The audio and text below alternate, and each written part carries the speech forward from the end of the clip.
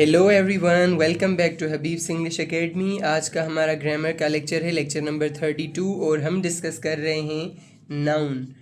Noun में आज का हमारा टॉपिक है direct object and indirect object. आज हम पढ़ेंगे कि डायरेक्ट ऑब्जेक्ट और इनडायरेक्ट ऑब्जेक्ट क्या होता है। Let's see with examples. Examples के साथ हम देखते हैं।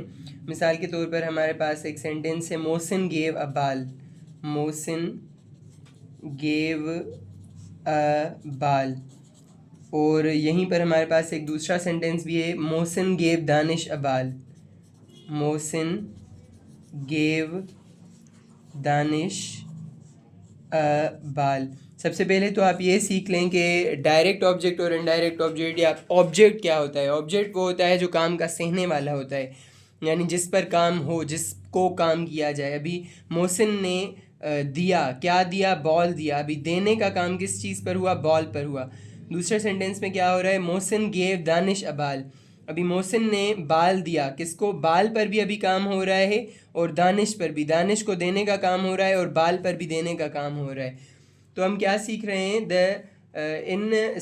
In each of the sentences the noun ball is the object of gave. यहाँ पर भी ऑब्जेक्ट है बॉल, और यहाँ पर भी ऑब्जेक्ट है बॉल। दोनों में बाल ऑब्जेक्ट है। तो फिर मोहसिन क्या है? In the second sentence we are told that Danish was the person to whom Mohsin gave अ बाल। सेकेंड वाले सेंटेंस में हमें बताया जा रहा है कि दानिश वो शख्स था जिसे मोहसिन ने बाल दिया। तो दानिश जो है वो रिसीवर है। और ऑब्जेक्ट की डेफिनेशन क्या होती है? ऑब्जेक्ट की डेफिनेशन भी यही होती है कि बियरर या रिसीवर, काम का सहने वाला या काम का बर्दाश्त करने वाला। इसलिए जो नाउन दानिश है, दानिश वो है इनडायरेक्ट ऑब्जेक्ट। ये हम पहले भी डिस्कस कर चुके हैं, डायरेक्ट और इनडायरेक्ट ऑब्जेक्ट, अपने पहले वाले कोर्स में, कोर्स नंबर 1 में, क्योंकि बहुत इंपॉर्टेंट सेंटेंसेस होते हैं। इनडायरेक्ट ऑब्जेक्ट है दानिश। और बाल क्या है? बाल डायरेक्ट ऑब्जेक्ट है। जो अक्सर चीज़ होती है वो डायरेक्ट ऑब्जेक्ट होती है, चीज़ जो थिंग होती है वो डायरेक्ट ऑब्जेक्ट होती है, और जो पर्सन होता है वो इनडायरेक्ट ऑब्जेक्ट। अक्सर पर्सन इनडायरेक्ट ऑब्जेक्ट होता है। It will be notice that the object, the position of the indirect object is immediately after the verb. The indirect object की हम पोजीशन पढ़ें। Indirect objects position is after the verb. Indirect object जो है वो verb के बाद आता है। याद रखने की बात है, ये नोट है। The position of the indirect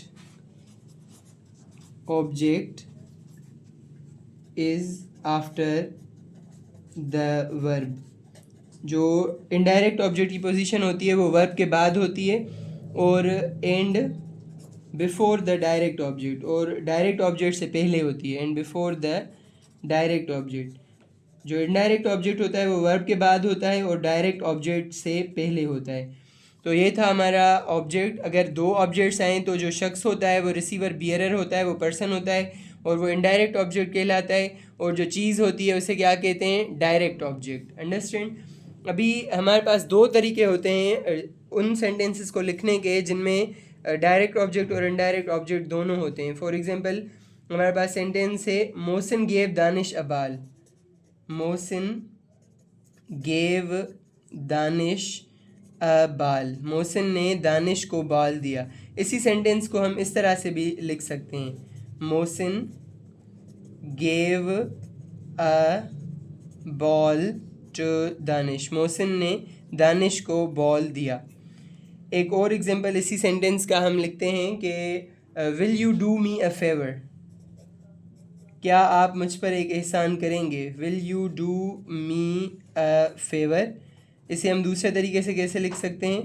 will you do a favour to me. Preposition लगाकर दोनों तरीक़ों से हम इसे बना सकते हैं। इसका एक और एग्जांपल हम लेते हैं, आई बॉट मोहसिन अ बाल। मैंने मोहसिन को बॉल ख़रीद के दिया। आई बॉट मोहसिन बाल। मैंने मोहसिन को बॉल ख़रीद कर दिया। आई, दूसरा तरीका होगा, आई बॉट अ बाल फॉर मोहसिन। अंडरस्टैंड? इसके कुछ और सेंटेंस भी हम प्रैक्टिस करते हैं जो बाद में आ रहे हैं। इसका एक और एग्जांपल हम सीख रहे हैं जो है कि fetch the boy a book. Fetch the boy, लड़के को बुक उठा कर दो। Fetch the boy a book. इसे दूसरे तरीके में, प्रीपोजिशन वाले तरीके में इस तरह से करेंगे, fetch a book for the boy. आप देख रहे हैं कि ये इसकी पोजीशन बाद में आ रही है और इसकी पोजीशन पहले, और बीच में प्रीपोजिशन लग रहा है। Fetch a book for the boy. Yet another example, एक और example, she made Ruth a new dress. She made Ruth a new dress, उसने रूथ को एक नई ड्रेस बना कर दी।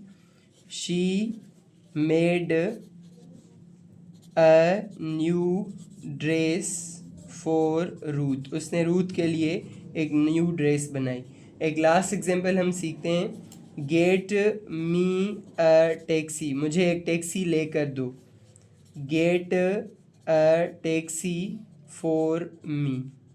इस तरह से ये सेंटेंसेस हमारे बनते हैं। We see that the indirect object of a verb denotes the person to whom something is given for और for whom something is done. हम देख रहे हैं कि जो इनडायरेक्ट ऑब्जेक्ट है वो कोई चीज़ है जिसको कोई चीज़ दी जा रही, वो कोई शख्स है जिसे कोई चीज़ दी जा रही है या जिसके लिए कोई काम किया जा रहा है। तो ये था आज का हमारा कंसेप्ट डायरेक्ट और इनडायरेक्ट ऑब्जेक्ट का, डायरेक्ट ऑब्जेक्ट और इनडायरेक्ट ऑब्जेक्ट का। और इसके बाद हमने पढ़ा कि इन्हें डायरेक्ट और इनडायरेक्ट ऑब्जेक्ट जिन सेंटेंसेस में होता है उन्हें हम दो तरीक़ों से लिख सकते हैं, दो तरीक़ों में लिख सकते हैं। If you like this video, please subscribe and support us. Thank you so much.